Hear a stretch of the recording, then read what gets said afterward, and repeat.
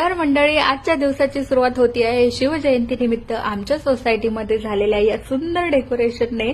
आणि आजच्या ठळक बातम्या अशा आहेत की आमच्याकडे आज आम्ही एक मस्तपैकी बेट डिसाईड केलेला आहे आणि तो आहे पाणीपुरी। त्याचं अवेलेबल सगळं मटेरियल आज अनाईशे देवाच्या कृपेने अवेलेबल आहे घरात।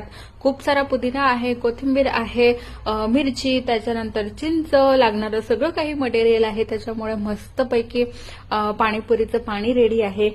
इमलीची चटणी, त्याला काय म्हणतो आपण, चिंचेचं पाणी, ते सुद्धा तयार आहे। आणि आता आपण एक रिव्ह्यू घेऊया। Good to go, approved. तर अशा प्रकारे पाणीपुरी बनवण्यासाठी लागलेली माझी सगळी मेहनत सफल झालेली आहे आणि आता ही पाणीपुरी खायला रेडी आहे। तर आम्ही आमच्या या रोजच्या कट्ट्यावर बसून ही पाणीपुरी मस्तपैकी एन्जॉय करतो आहोत।